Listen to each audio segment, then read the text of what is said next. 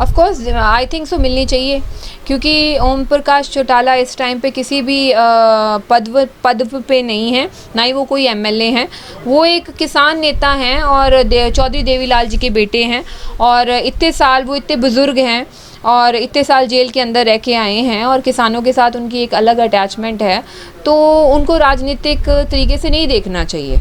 उनका एक अपनी भावना होंगी किसानों के प्रति, हर किसी की अपनी भावना होती है, और वैसे भी देखा जाए तो हर कोई किसी न किसी पॉलिटिकल बैकग्राउंड से जुड़ा ही होता है। और अगर कोई इस्तीफ़ा देता है तो वो उस टाइम पे वो राजनीतिक दल से जुड़ा हुआ नहीं है।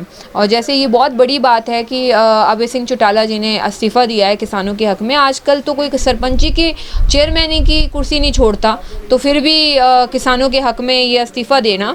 और जैसे कि हम देखते हैं कि बीजेपी का कितना दबाव है इस टाइम पे, मेरे ऊपर ही देख लो, आपने झूठे पर्चे डाल दिए अभी चंडीगढ़ प्रशासन ने, तो वैसे भी सभी लोगों के ऊपर कितना दबाव होगा। सभी की बोलते हैं, अगर दुष्यंत चौटाला को हम बोलते हैं कि आज वो इस्तीफ़ा दे दो, तो दुष्यंत चौटाला की भी फाइलें कहीं ना कहीं पड़ी होंगी बीजेपी के पास, उसके जो भी उसने गलत काम किया होगा, तो पुलिस उसको पकड़ के लेके जाएगी। ऐसे ही हुड्डा को हम बोलते हैं इस्तीफ़ा देने के लिए, इस्तीफ़ा तो वही बंदा देगा ना जो साफ़ होगा। इस्तीफ़ा देने के लिए भी तो हिम्मत चाहिए।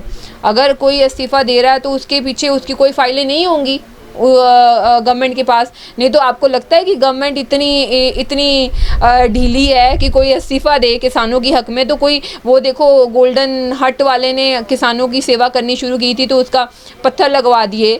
गवर्नमेंट तो किसी को भी नहीं बख्शती, जो भी किसानों के हक़ में आता है, चाहे सोनिया मान हो, चाहे कोई आर्टिस्ट हो, चाहे कोई भी हो। आर्टिस्ट को ईडी के डर डाले जाते हैं, किसी ना किसी प्रकार से दबाव डाला ही जाता है ना गवर्नमेंट की तरफ से। चाहे मेरा फेसबुक की रीच कम कर दी थी, दबदबा डाला था, चाहे मैं पंचकुला में रहते हुए मेरे पे 8 पर्चे डाल दिए, चंडीगढ़ में मैं थी भी नहीं, ये भी किसी ना किसी तरीके से दबाव है ना गवर्नमेंट की तरफ से। तो अगर अभय चौटाला जी ने इस्तीफ़ा दिया है तो उनके ऊपर भी तो दबाव होगा ही ना। तो वो बिना परवाह किए हुए किसानों के हक़ में दिया, तो आई थिंक सो किसानों को ऐसे रिस्पेक्ट करनी चाहिए ताकि और भी एमएलए आगे बढ़ के आएँ और इस्तीफ़ा दें और सरकार के ऊपर दबदबा बने। और मैं कहती हूँ कि जेजेपी के भी जितने एमएलए आके इस्तीफ़ा दें और आगे देखें कि हमें किसानों की वोटें लेनी है, किसानों के साथ खड़े होना है। किसानों ने उनको चुना था अपने लिए, ना कि उनकी कुर्सी के लिए। कुर्सी से चिपके रहने से कोई महत्व नहीं है, किसानों के साथ आके बैठने का महत्व।